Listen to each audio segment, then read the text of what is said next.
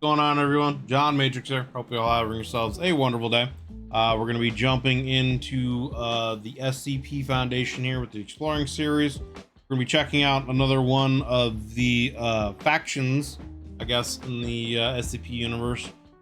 This is Herman Fuller's Circus of the Disquieting by the Exploring series. So links will be down below as always in the description to the original video, that my commentary interaction, and to the Exploring series channels. Please do me a favor, if you enjoy this video, be sure to go over there and give it a like. And if you enjoy the content that the Exploring series puts out, you haven't hit that sub button on his channel yet, please do me the favor of going over there and doing that, showing the man some love.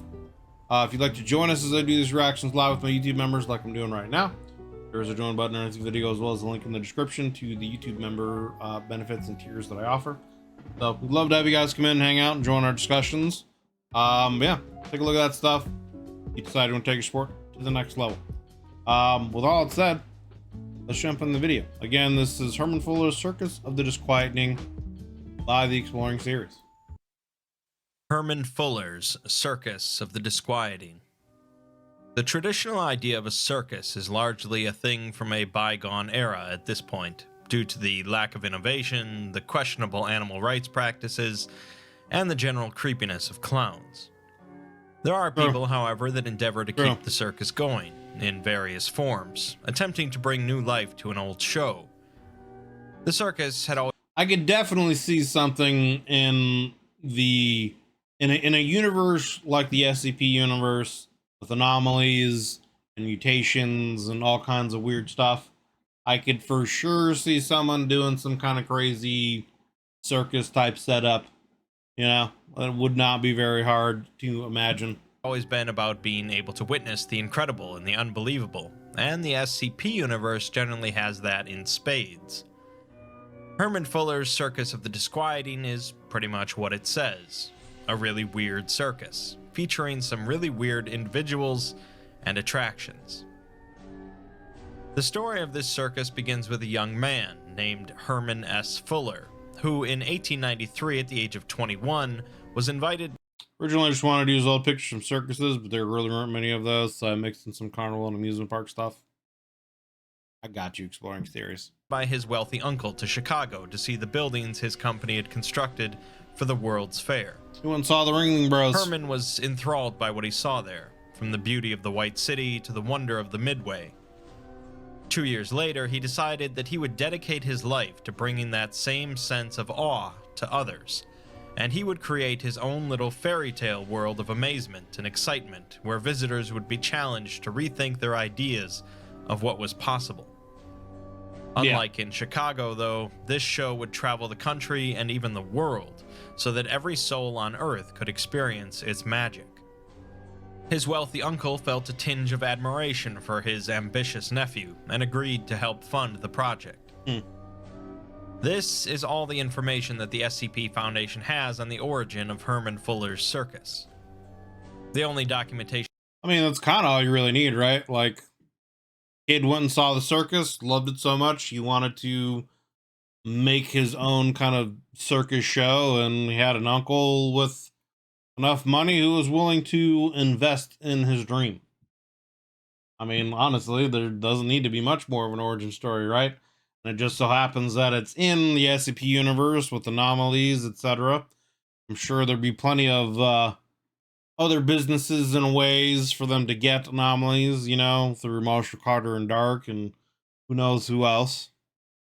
They have that even proves Herman Fuller existed are some bank records and letters from his uncle.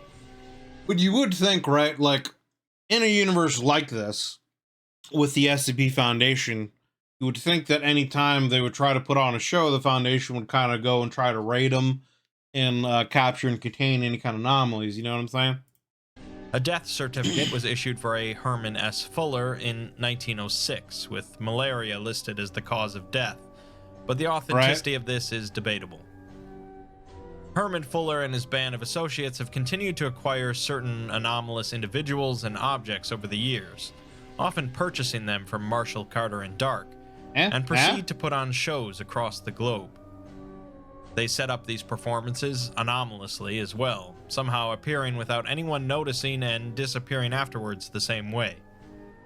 Obviously, the Foundation isn't a big fan, although they have managed to contain a number of anomalies that were formerly part of the Circus. The Circus overall doesn't seem to be the happy, fun-filled kind of place it tries to make itself out to be. It doesn't sound like it. Plenty of blood has been spilled and lives lost over the years, both from attendees and from the performers themselves. Like, could you imagine, like, someone in there trying to get, like, 682 to jump through some hoops or something like that? Or, like, having Peanut in there and just watching him break things necks because that's just what it does. You know what I'm saying? Like, stuff like that. I don't think it would work out too well. Those performers that attempt to leave are generally prevented from doing so, violently. The myriad of clowns that work for the circus are mostly non-human, but are in fact some sort of monstrous, shape-shifting abominations, their Yikes. natural form consisting of an array of eye stalks and tentacles. Yikes. They also seem to produce some sort of milk, and need to be milked occasionally. Excuse me?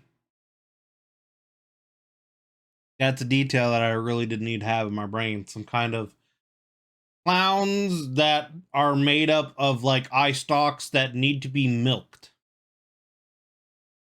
Why was that detail needed? I didn't need that. The second in command working underneath Herman Fuller is an individual that typically goes by the name of Manny, who has been part of the circus for a very long time. He started out as part of the group of strange humanoids in a circus known as the Freaks, with he himself possessing an upside-down face. But his influence amongst the others continued to...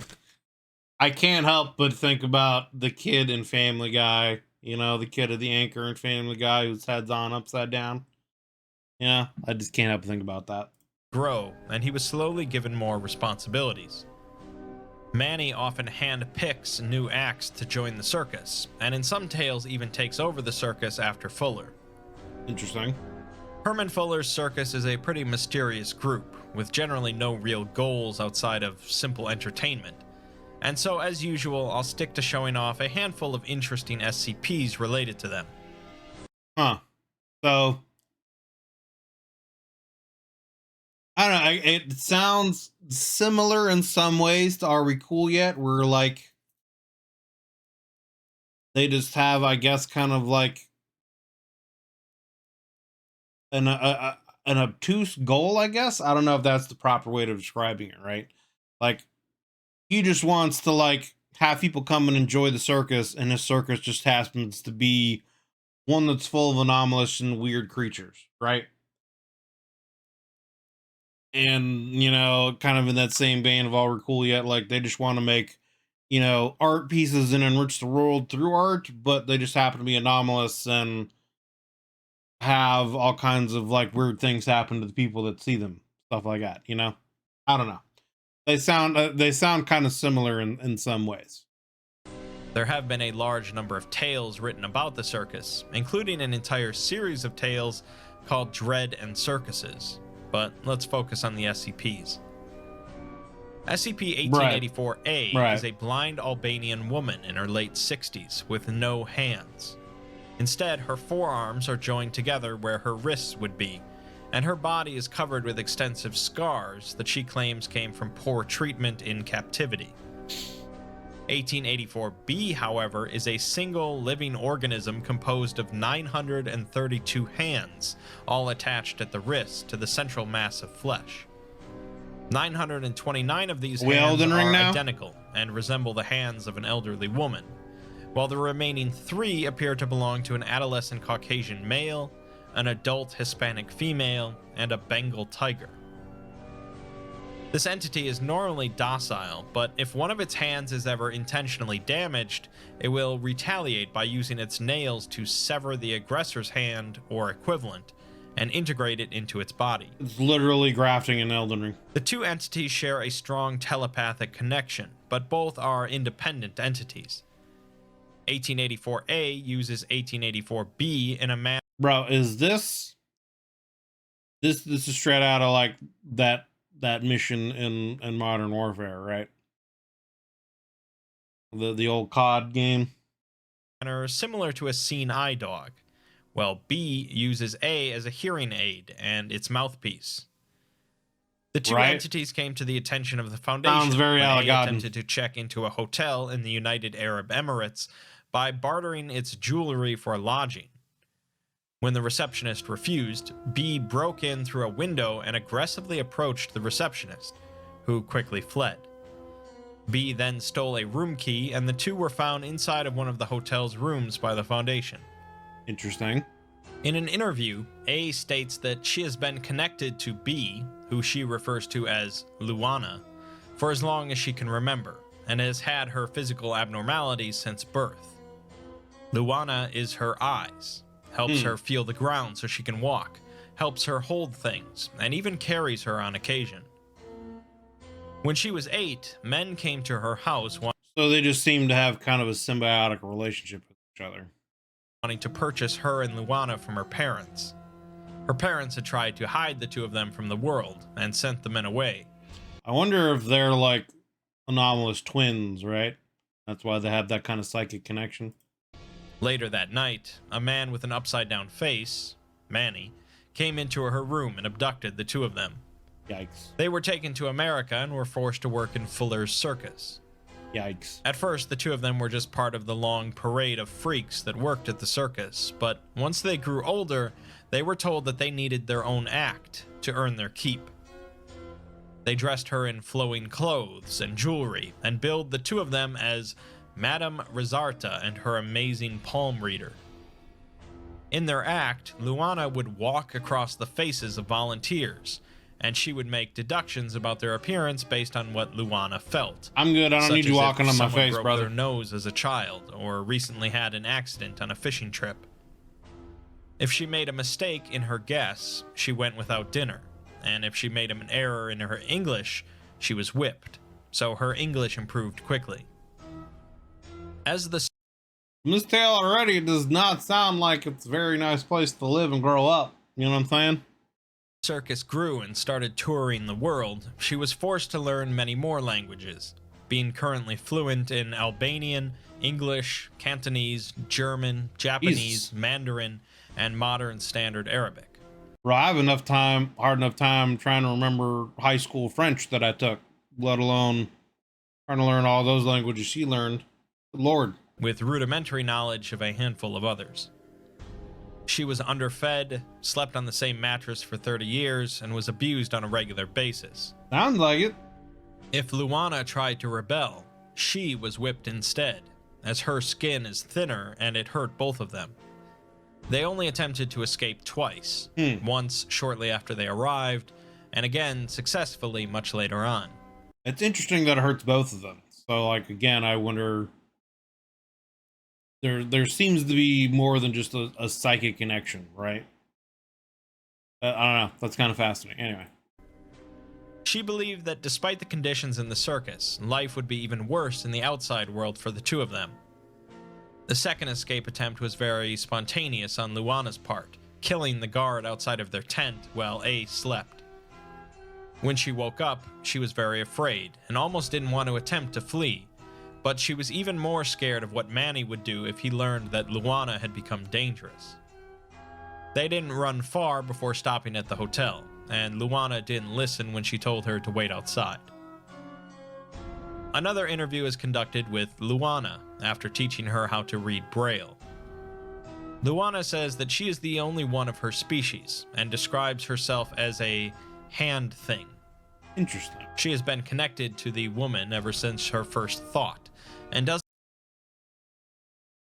So it's almost like the woman was born with an anomaly, right? And like that anomaly split off her hands, and her hands became like some kind of its own sentient entity, and they just have some kind of psychic connection to each other. I don't know. That's strange but fascinating at the same time, right? Yeah, Adam's family. Yeah. doesn't remember anything about where she came from other than that it was wet. When asked about the circus, she raises the middle finger on every hand she can. They were treated badly there, often punished, and she says that they are crooks.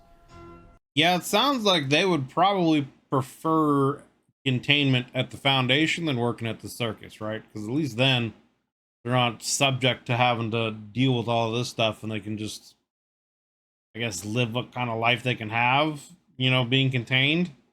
They would often hear screaming coming from other tents throughout the circus late at night.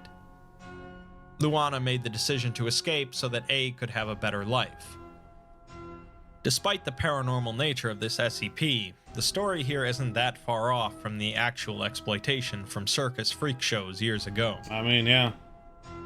Let's move on to something a bit more weird. To my understanding, yeah, most like circus shows, carny kind of stuff, most of that stuff is from tales and things that I've heard. Who knows how true stuff is, but yeah, most of that was like criminal elements and obviously mistreating animals and mistreating the people that worked for them, and stuff like that. So it wouldn't surprise me that they kind of twist that into an SCP narrative. The SCP-1921, a mobile kiosk designed for the production and sale of cotton candy. A sign on the kiosk mentions that the cotton candy is free with admission, and the interior of the kiosk contains 2 separate devices. I don't know if I'd trust anonymous cotton candy, dude. Like, you can have like spiders growing out of your butt or something. A sugar spinning contraption for creating cotton candy, and a self-playing 32-key calliope. The cotton candy machine is connected by a small pump to a reservoir at the bottom of the kiosk, containing a black, highly viscous liquid. The tank is labeled as clown milk. When a subject consumes this liquid, their serotonin levels will immediately increase to the point of cardiac arrest. Like, the words clown and milk in no way should ever be put together and labeled as anything. I'm sorry, dude, but no. Arrest. Serotonin is a neurotransmitter believed to be linked with feelings of happiness. The cotton candy produced by the kiosk's machine is invariably black, thanks to the presence of the clown milk. Black cotton candy. When the candy comes into contact with you, I mean, I guess you could dye it, right? But I've just never heard of cotton candy black. Normally, it's just you see like the pink or the blue, cotton candy or whatever. But like, I don't know. That just sounds like, because it's like clown milk and a byproduct of it is black cotton candy. That just sounds like it's like poisoned or something. I don't know. It just doesn't sound good. Human saliva, it contracts and shrinks, but once inside of their digestively blood. Serotonin is a neurotransmitter believed to be linked with feelings of happiness. Right. The cotton candy produced by the kiosk's machine is invariably black, thanks to the presence of the clown milk. When the candy comes into contact with human saliva, it contracts and shrinks, but once inside of their digestive system, it will expand to 3 times its original size. It will proceed to fill the subject's digestive tract, and then integrate itself with the subject's central nervous system, primarily accumulating in and around the subject's brain. This process typically goes unnoticed by— Bro, they straight up, like, it's a parasite? You're eating, like, parasitic cotton candy? What the fuck, brother? I mean, they already, like, had me saying no with it being made from clown milk, but now it, like, infests your body, dude. This is like some killer clowns from outer space type shit. Like, what? By affected subjects, aside from a slight tickling sensation. The calliope plays music capable of being heard by listeners up to over a kilometer away, despite it not being particularly loud. Along with the calliope is a collection of 11 rolls of perforated paper, and when a roll is inserted into the machine, a specific song is played. The real anomalous effect is when one of these songs is played while a person who has consumed the cotton candy is within listening range. I'm just waiting for some like alien chest burster, thing to pop out of them You know, like the scene in Spaceballs, you know, where they're doing the parody, where like alien chestburster pops out in the diner, starts doing a little top hat dance. Like that's what I'm waiting for. The first song causes subjects to not consider anomalous phenomena out of the ordinary, which is likely a principal part of the circus putting on a show. The second song causes increased levels of serotonin and dopamine, with an inability to concentrate on any topic that they find unpleasant. This would definitely keep everyone in good spirits during the show. True. The third song seems to be played only if the police make an appearance, as it Yikes. causes subjects to become unable to perceive the actions of others as unlawful. The fourth is if any of the audience start to catch on that something's amiss, as it suppresses the subject's ability to sense personal endangerment. The fifth song seems to be a ramped up version of the second, causing subjects to experience a state of extreme euphoria to the point of incapacitation. The note written on the paper indicates that it's not for personal use. The sixth song is from when the show is about to begin, as it causes all affected subjects to congregate in one area, generally at the brightest light source. Interesting. The seventh is noted as being for emergencies only, as it causes subjects to seek out others who have not yet consumed the cotton candy and attempt to persuade them to eat some. If that doesn't work, they will resort to violence and... Honestly, this is just horrifying, right? Like, you got clowns made of eye stalks that produce some kind of crazy ass milk that they make cotton candy out of, that like infests your body and becomes some kind of like weird parasite thing that like influences you based on the music you hear. What the? Force feeding. The eighth song is noted as being a last resort. I don't need this picture on my screen. What are you doing to me here, Exploring Series? I don't need this. As it causes subjects to experience seizures, hallucinations, severe nausea, diarrhea, vomiting, and high fevers as a result of massively increased serotonin levels. Subjects show an increasingly lighthearted demeanor before expiring from cardiac arrest. Nice. They get so happy they have a heart attack. The 11th roll have been forcibly ripped apart, and the 10th roll had no observable effect, although the note states that it's for preparing all the clowns for milking. Yikes. A Foundation doctor is tasked with repairing the damage done to the 9th roll and testing it on some D-class. Oh, boy. Although it's restored, it still doesn't seem to do anything until the 14th test. You have to admire their commitment, by the way. During the 14th test, all of the keys on the calliope are suddenly pressed at once, and the music changes into a down-tempo version of Entrance of the Gladiators, the most common piece of music associated with clowns. The D-class states that the music is giving him a headache before exclaiming, "Oh my god, I love clowns," and then suffering a seizure. The song finishes... Is he gonna like mutate or have one of these eye clown things burst out of him from this song? Is that what's about to happen? Playing, and the D-class falls unconscious as the original song continues playing. When the D-class woke up, he claimed that he could not remember who he was and complained of severe discomfort in his chest and abdomen. Much later, an autopsy is performed on the D-class, revealing a small balloon filled with glitter inside of his chest cavity. A scrap of paper was hidden amongst the glitter. The paper reads, "Okay, something definitely went screwy. What's the deal? We could have used this one. That contraption busted again?" The back of the paper reads, "P.S. We're getting hungry here, Charlie." Keeping in mind that most of the clowns in Herman Fuller's circus are monstrous abominations, I think it's best if the Foundation stops testing. Yeah. Speaking of clowns, SCP-2912 is the designation for a set of 3 of them, recovered after a raid on a fairground where Herman Fuller hosted a show. By the time the Foundation arrived, all of the rest of the tents and members had left, except for a small... I don't know why, but like this elephant I thought was smoking a cigarette. Like, doesn't this look like, with that right there, doesn't this look like almost kind of like a lit cigarette and like smoke coming off it or something? I was like, what the fuck is this? Why do they have artwork of an elephant smoking a cigarette. Anyway. Tent with these 3 anomalies inside and a non-anomalous human, who we'll get to later.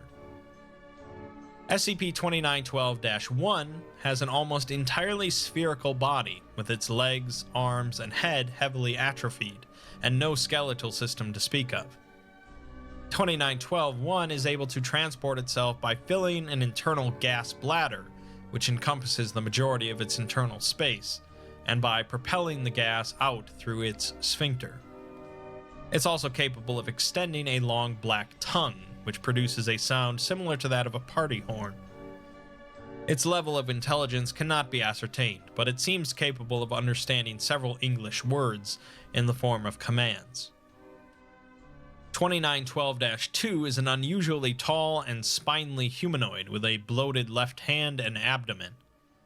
It's capable of producing various forms of music through different bodily functions, such as using its vertebra like a xylophone, slapping its large, flat left hand onto its bloated abdomen like a bass drum, and making a vocalization that researchers have described as a cross between an accordion and an early electronic musical instrument. This sounds Alagadden if I've ever, heard it. Its face lacks eyes, but it has a bulbous red nose that is capable of honking, and large mouth devoid of lips. Music produced by it triggers strong emotional responses among listeners, although whether this is an anomalous phenomena or not is unknown. 2912-3 more closely resembles a human, with the appearance of face paint on its face. The only vocalization it's capable of is laughter, which causes uncontrollable laughter among listeners, lasting anywhere from 6 to 32 hours. What? It also is capable of creating... talk about getting abs, right? Imagine, this thing laughs at you, and for the next 24 hours, you just can't stop laughing.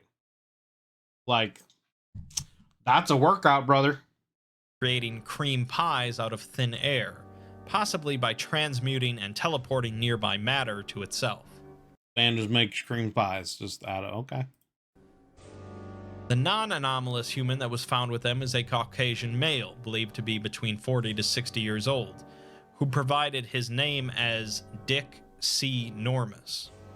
Okay, dude. The interview conducted with the man is laced with heavy profanities, as he doesn't seem pleased to be in containment, claiming that Mr. Fuller isn't exactly Dixie Normus, no relation to Phil McCrevis, known for his patience. He says that his job within the circus is clown breeder, and so was his father and his father's father. When asked what the job entails, or Jack me off. Name's me off, Jack. He calls the researcher stupid and says that it's right in the name. He breeds clowns. Back in the old days, they didn't have clown breeders. My cock over here. Instead, they had child breakers, who transformed children into freaks through some sort of anomalous means. What? Around a month and a half after entering containment, the 3 anomalous clowns all exploded inside of their containment cells, with no changes in their behavior prior to this event. Random. Their containment cells were coated with blood, viscera, confetti, and a viscous black liquid.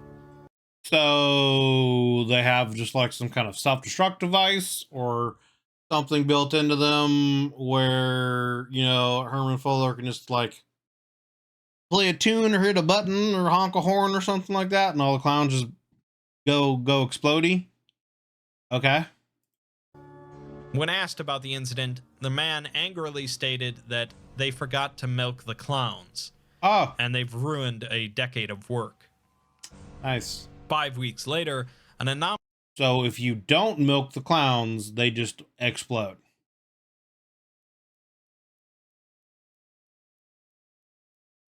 This place is messed up, man. Anomalous individual somehow entered the man's containment cell, implied to be Manny. We only hear audio from the man, who at first believes that he's being rescued, as he says that he's the best clown breeder that Mr. Fuller has. Instead, the man dies as Manny approaches him, with an autopsy revealing the cause of death to be a heart attack. It seems Herman Fuller valued Imagine putting that on your resume. What have you been doing for the last, 5-10 years? I've been a clown breeder, breed all kinds of clowns, big clowns, little clowns, fat clowns, clowns make you laugh, they sing, dance, done it all, seen it all, been there, the foremost world's expert on clown breeding. values his secrecy quite a bit. Finally, we have SCP-2094, who provides quite a bit more insight into how it is working in the circus, or at least one perspective of how it might be. 2094 is a human male of European descent in his 30s who speaks American English with a New York City dialect. He possesses exceptional non-anomalous manual dexterity with a proficiency in juggling, but his anomalous trait is focused around his mouth.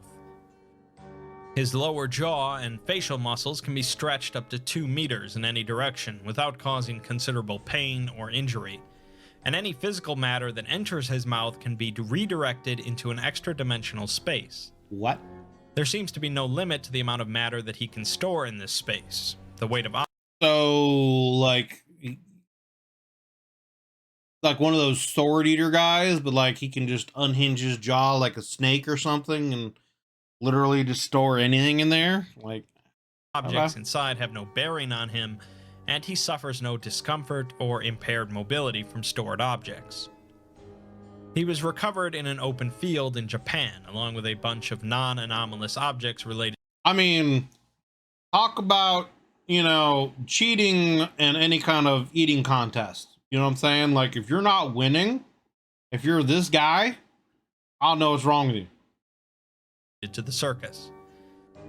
He was locked inside of a large antique trunk bearing the words "For Essie" on its top panel.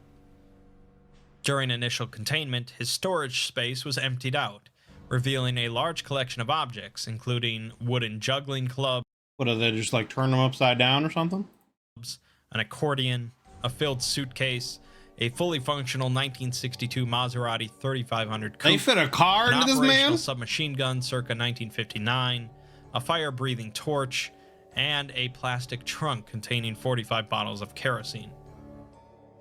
An interview is conducted by Dr. O'Sullivan the day after 2094 is taken into containment. It's immediately evident that 2094 is highly talkative and quite jovial, making a number of jokes about the situation and O'Sullivan's last name. When asked about the Circus of the Disquieting, 2094 says that it's a grand place with lovely people, and the doctor should go see it sometime. When the doctor says that he would very much like to see it and asks how to find it, 2094 says that you don't find the circus, it finds you. As you go through a dull life of drudgery and you're starting to feel like there's nothing worth living for, the circus will make an appearance to remind you that there's still some magic left in the world. I don't know if that's the kind of magic I want to see if I'm like depressed, man. You know what I'm saying? Like, I don't want to see them milking some weird clowns and some hand woman stepping on my face, telling me some kind of weird fortune and eating parasitic, weird black cotton candy. I'm good. I'd rather sit at home and just throw on some Netflix or something and watch something to cheer me up. The doctor then asks about a man at the circus with an upside-down face, Manny. 2094 says that he's a very memorable fellow, good with kids, excellent performer, and diligent leader, who's usually off doing his own thing as he's very busy. O'Sullivan asks when 2094 first met Manny, but he says that the doctor doesn't really want to hear about that. He'd rather hear his impression of Jane Fonda. Yeah, I'm good. The doctor reassures him that it's okay for him to talk about his experience at the circus, if there was any abuse, as he's safe from his captors now. 2094 says that nothing could be further from the truth, and that the people at the circus are saints. He ran away from home, and they welcomed him with open arms. He's encouraged to open up more about how... I mean, I could see that from that kind of perspective, right? Like, you're an anomaly and you'd be considered like some kind of freak by the rest of society or whatever, you know what I mean? So like you don't have any place to go, they find you, they give you a home, they give you shelter, they give you a purpose. So from that point of view, yeah, they could be seen as saints, you know? He started at the circus, so he talks about his youth. When he was 8, he lived with his alcoholic mother, and the two hated one another. She resented his abnormality and kept him holed up in their home as she was worried he Right. would eat someone. Exactly. It didn't occur to him to ever leave until one night when he was visited by Manny at his bedroom window, who told him that freaks didn't That's just creepy, man. Like, this is a kid, and you're just like coming up and knocking on his window and be like, hey, man, you want to join the circus? belong cooped up in boxes their whole lives. Manny said that they belong out in the world, sharing their gifts and making people laugh and scream and puke. He then told him of a place where he I don't know if anyone wants to have any of that sequence happen to them like that, you know? Laughing is one thing, but I don't want to laugh that will then lead into me screaming, that will then lead into me puking. Brother. Good. he'd be loved by hundreds and be a star with a real family. 2094 went along with Manny, his mother too drunk to notice, and he says it was the best decision of his life. He says he wasn't treated badly at the circus, as he was fed and had a bed to sleep in, with an occasional whooping now and again. Overall, they made him feel like part of the family, and when you're part of a family, you don't just turn around and sell them out Right. to the SCP Foundation. It seems that whoever wrote for Essie on the trunk wanted the SCP Foundation to retrieve it. When asked about why he was locked in the trunk, 2094 goes silent and says that he's done enough talking. So they locked him in the trunk for the Foundation to find him. Interesting. 8 months later, another interview is conducted, in which 2094 expresses his discontent for his containment, complaining about bad food, a hard bed, and the lack of 2-ply toilet paper. Dr. O'Sullivan says that things could be made better if he would provide some more information about the circus, but 2094 is still adamant about not wanting to provide sensitive info about his family. O'Sullivan says it doesn't have to be sensitive, just general information about his life there. 2094 acquiesces and tells the doctor to picture the most perfect day possible and the most beautiful circus possible, and that's what it's like when the circus puts on a show. Things tend to get chaotic more often than not, but when they're ready to bring in an audience, everything is picture perfect. It seems that this takes place in the Dread and Circus's timeline, in which Herman Fuller is no longer running the show, but rather a female clown named Icky. When 2094 first arrived, he was rather shy and overwhelmed, and was given the job of being a human clown car. He would go on stage and open his mouth to let loose a parade of clowns. After that, he picked up some juggling. Imagine having a bunch of clowns just stuffed in you, and then yeah, that's you're the opening act, right? You just walk out there and unhinge your jaw and have a bunch of clowns just kind of like single file out of you, you know? Better make sure you milk them first. From someone named Scythe, who, in addition to being a juggler, could also be stabbed throughout his entire body without being affected. He later died by being set. That would be an interesting, SCP trait. Just you be stabbed and it doesn't do anything to you. Stabbed throughout his entire body without being affected. He later died by being set on fire on stage. Oh, well. After a while, 2094 do that. became more comfortable at the circus and started to assert himself, moving on from the human clown car into juggling random objects and swallowing them. He knew he needed to do better than that to avoid being relegated to the den of freaks, so in his teens he decided to try devouring an entire person. He put a plant in the audience, called them up, and then swallowed them in one gulp. He says it was alright and nicely provocative since it was always a woman, but then he got someone named Theodore involved, who could turn himself inside out. He also had a talent for gymnastics, so Theodore... I don't think I would ever want to go to a circus and see an act where a person inverts themselves and all their organs and everything just out to the outside. I'm good. Or would leap off a diving board, flip inside out, and land directly in 2094's mouth, which turned out to be a big hit. Like all things, though, the act got stale after a while, so he had to come up with something new again. While talking to a fellow performer, the other individual said that he'd barf a swarm of bees on his face if he didn't shut his motor mouth. 2094 liked it enough to take on the title of Motor Mouth, and came up with the idea of having a car speed off a ramp straight into his open mouth. Again, It was also a big hit, and legitimately dangerous, as he likely wouldn't have survived if the car missed and hit his face. You think? Motor Mouth became a legend among the circus, receiving top billing status. That's where his story ends, though, as he doesn't reveal why he ended up in the box. A couple of months after this interview, 2094 was found in a state of extreme distress, but he was successfully restrained and sedated. Immediately prior to the incident, 2094 is heard seemingly speaking to himself in his cell, Motormouth is pretty metal, yeah. screaming for someone or something to stop as he clutches his head. He then leaps from his bed and begins knocking his head against the wall, asking whomever to not take anything. He then falls to the floor and screams, telling Manny that it's all he has. It's revealed after he wakes up from sedation that he is suffering from severe retrograde amnesia, specifically in memories related to his time in the circus. Interesting. Basically, Manny somehow was able to rip 2094's memories of the circus out of his head so that he wouldn't talk, which fits with what we've seen before. O'Sullivan is reprimanded for not... Manny sounds like a very not good person. I'm just going to say that. He sounds like a real piece of shit.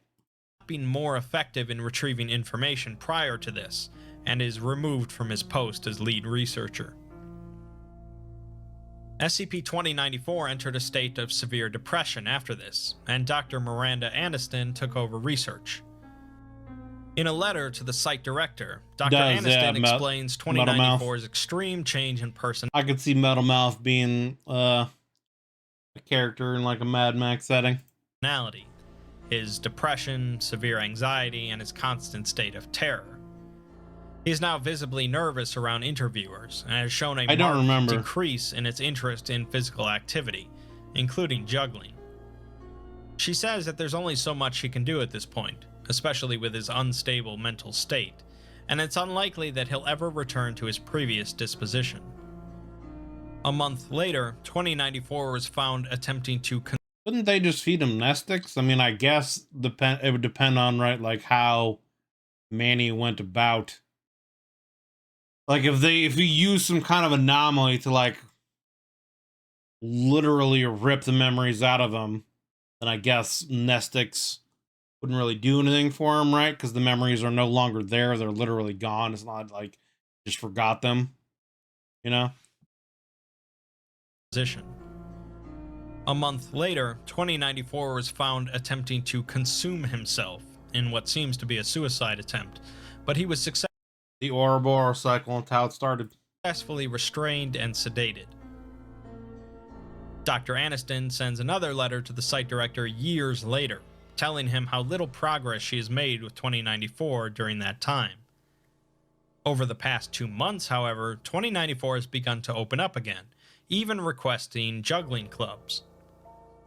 2094 hasn't completely explained his change in mood, but has said that he has made peace with the past, has forgiven and been forgiven in return, and has gotten back something valuable. Yesterday, 2094 submitted a request to hold a performance for the staff of the site, and Dr. Aniston recommends that it be granted under supervised conditions. She mentions that the site... I feel like that's not going to turn out. Site director may think that 2094 is just pretending in order to manipulate personnel, but she doesn't believe so. The following month, in an interview between Dr. Aniston and 2094, it seems that he is back to his old self, telling a humorous story from his time in the circus. When asked about his memories, he says that he still doesn't have everything, but he has most of it, including why he ended up in the trunk, even though he kind of wishes he could forget that. He finally decides to tell the doctor the story, and says that just like how Manny saved him from his rough childhood, he also helped plenty of other people. The longer that Manny was in charge of things, though, the more he changed over the years. At first, it was just a worse attitude, but then Manny started bringing in some kids that were a little different to the rest. 2094 often worked with the kids that Manny brought in, so he began to feel that something was off, although at first he thought they were just traumatized and needed time to settle in. Things changed with one girl, though, who had the anomalous trait of being able to fall apart into pieces and put herself back together again. Interesting. 2094 had been working with her one day, teaching her to juggle herself, when she suddenly broke down crying and said that she wanted to go home. That's when he realized that Manny had moved on from rescuing anomalous and kids kidnapping them, and instead started kidnapping them.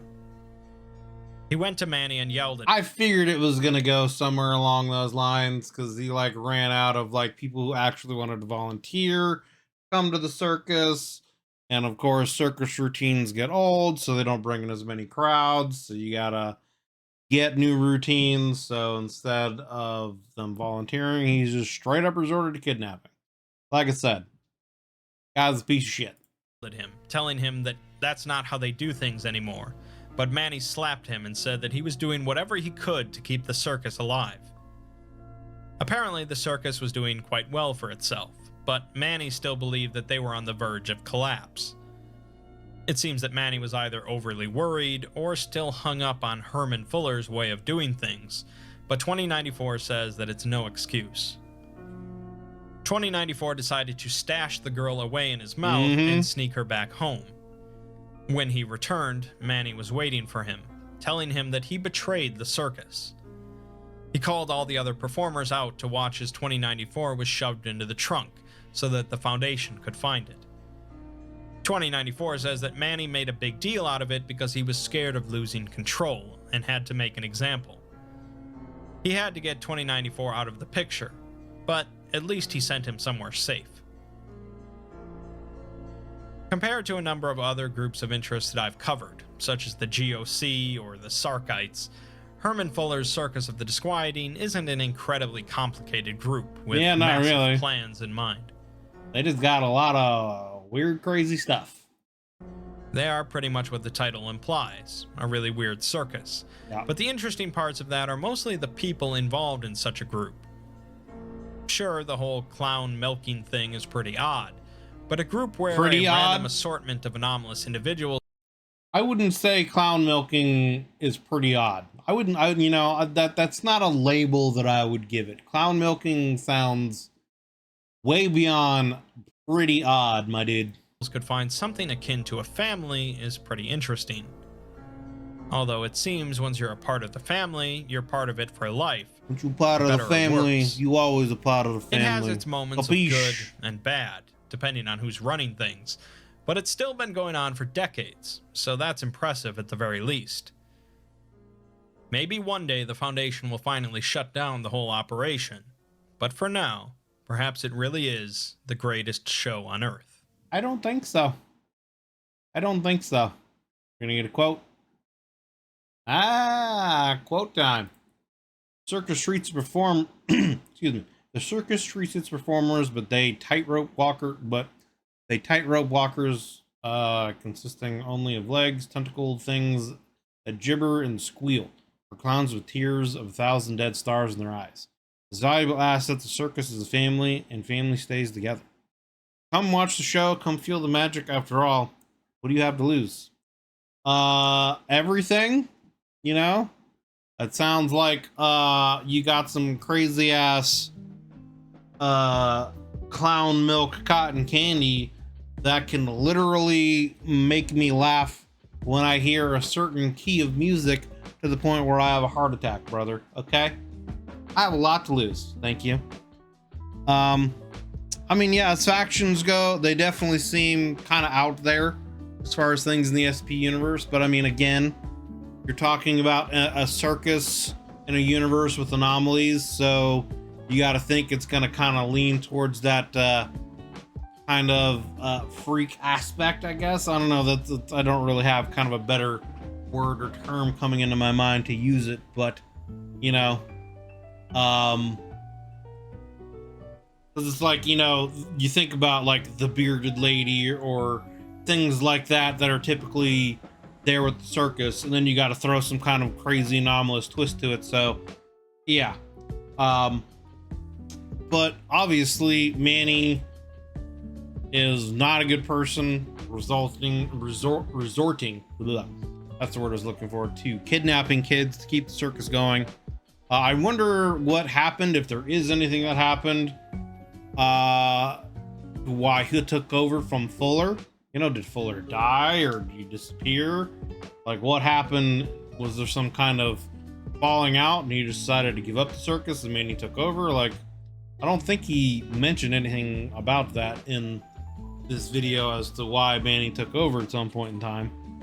But yeah, I mean, I don't know. I don't need to go to a circus where they have to milk clowns. That's just what I'm saying, you know, like I'm good. I'm good with that. So yeah, that was Herman Fuller's Circus of the Disquieting by the Exploring series. Links will be down below in the description as always to the original video without my commentary and reaction, and to the Exploring series. So if you enjoyed this video, you know, be sure to go over there and give it a like. And if you enjoy the content that the Exploring series puts out and you haven't hit that sub button, you know, please do me a favor of going over to his channel and hitting that sub button, showing the man some love. If you'd like to join us, I'm gonna do these reactions live as I am right now. We'd love to have you guys come and hang out and add your 2 cents to our discussions. There is a join button underneath the video, as well as a link in the description to the YouTube membership benefits and tiers that I offer. You can get early access to videos, priority, any kind of reaction requests you might have, etc., etc. So take a look at that stuff if you decide you want to take your support to the next level. But thank you guys for watching. Hope you enjoyed the video. If you did, consider leaving a like and a sub. It helps me and the channel grow. And yeah, I hope you're all having yourselves a wonderful day. See you guys on the next